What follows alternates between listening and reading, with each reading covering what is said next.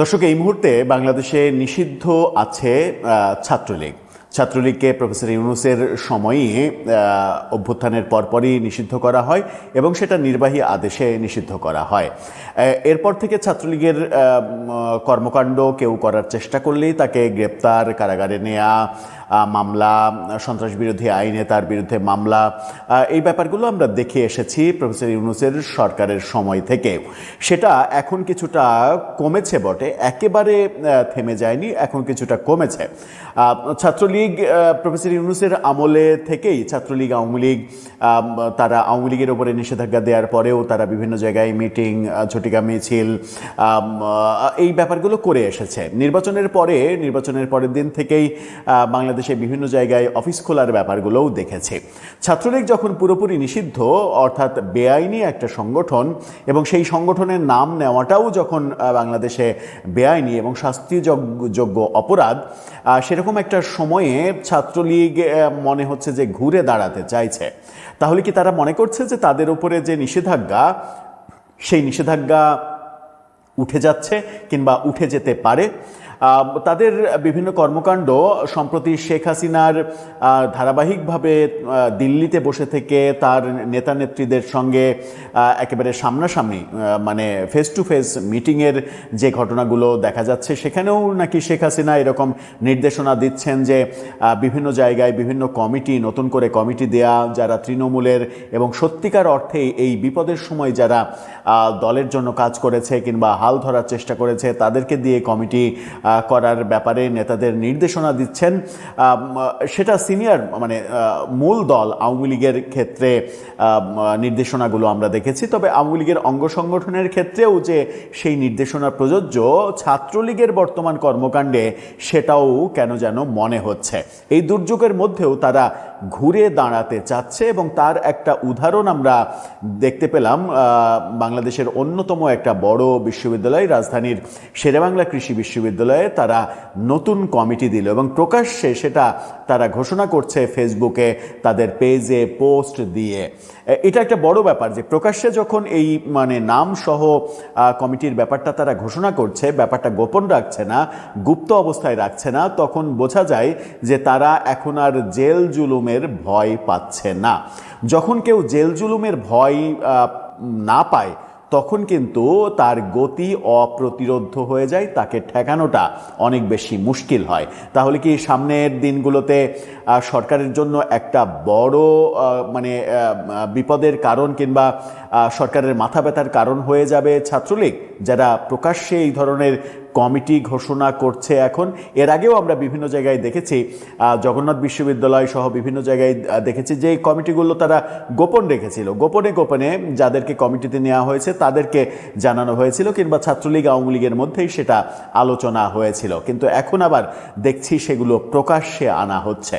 চলুন একটু দেখি শেরেবাংলা কৃষি বিশ্ববিদ্যালয়ে কি ঘটল, ছাত্রলীগ কি বলতে চাচ্ছে। সামনের দিনগুলোতে রাজধানীর বিশ্ববিদ্যালয় যেহেতু অন্যতম বড় বিশ্ববিদ্যালয়, সেহেতু রাজধানী কেন্দ্রিক তাদের কোনো বড় পরিকল্পনা আছে কিনা। থাকবেন পলিটিক্স টিভির নিয়মিত। বলছিলাম, যখন ছাত্রলীগ নিষিদ্ধ, তাদের কার্যক্রম করার কোনো ধরনের অধিকার নেই, আইনত দণ্ডনীয় অপরাধ, ঠিক সেই সময় প্রকাশ্যে মানে কমিটি দেয়া, এটা কিন্তু একটা বড় মানে ঝুঁকি নেওয়া। তারা অনেক বড় একটা ঝুঁকি নিয়েছে। এই ঝুঁকি কেন তারা নিচ্ছে? খুব দ্রুত তারা ফিরে আসতে চাইছে, নাকি একটা বড় কোনো শোডাউন করতে চাইছে? সেটা তারাই ভালো জানে, এটা তো আর আমরা ভালো জানবো না। তবে গণমাধ্যম ডেইলি ক্যাম্পাস তারা নিশ্চিত করছে, তাদের শিরোনামটা দেখে নিন, তারা নিশ্চিত করছে শেরেবাংলা কৃষি বিশ্ববিদ্যালয়ে নিষিদ্ধ ছাত্র সংগঠন ছাত্রলীগের কমিটি ঘোষণা। কাদেরকে নিয়ে কমিটি ঘোষণা করা হলো? ছাত্রলীগের সভাপতি সাদ্দাম হোসেন এবং সাধারণ সম্পাদক শেখ ইনান স্বাক্ষরিত এক বিজ্ঞপ্তিতে 24 সদস্য বিশিষ্ট কমিটি দেয়া হয়েছে। অর্থাৎ সাদ্দাম, ইনান দুজনই সম্ভবত ভারতে আছেন। সাদ্দামের বিভিন্ন ভিডিও বার্তায়, বিভিন্ন আলোচনায় মনে হয় যে তিনি ভারতে আছেন। ভারতে থাকা অবস্থায় এই বিজ্ঞপ্তিগুলো দিচ্ছেন বাংলাদেশে কমিটি। কিন্তু এই কমিটি দেওয়ার ফলে নেতাদেরকে তারা উৎসাহিত করছেন, নাকি এক ধরনের এই যে 24 জনের নাম দেয়া হলো, 24 জন ছাত্র এখন নতুন করে বিপদ ফেস করবে কিনা, সেটাও তো একটা বড় বিষয়। যদিও আমাদের চাইতে দরদ তো তাদের বেশি থাকার কথা, আমাদের তো আর দরদ থাকার কথা না, তাদেরই দরদ থাকার কথা, তাদের কর্মী, তাদের নেতা, তাদের নিরাপত্তার কথা তারাই ভাববে। বাংলাদেশ ছাত্রলীগের ফেসবুকের ভেরিফাইড পেজের মাধ্যমে এই ঘোষণা দেওয়া হয়। নতুন কমিটিতে গৌতম দাস রনিকে সভাপতি এবং জামিউল আলম পরশকে সাধারণ সম্পাদক করা হয়। তাদের যে কমিটির যে পেজ, তাদের প্যাডে, সেটা একটু দেখে নিন। সেখানে আমরা নাম দেখতে পাচ্ছি, এই নামগুলো আলোচিত হচ্ছে। একটু যদি আমরা ডিটেইলে যাই, গৌতম দাস রনি সভাপতি, সহসভাপতি করা হয়েছে শেখ শাহ আলী, সহসভাপতি আরও যাদেরকে করা হয়েছে হৃদয় দস্তগীর, শাখাওয়াত হোসেন শিফাত, রাফসান রাফায়েত, মুক্তার হোসেন, মোহাম্মদ সারোয়ার, নূর আলম চাঁদ, আসিফ নেওয়াজ, আহসান কবির, আশরাফুল ইসলাম।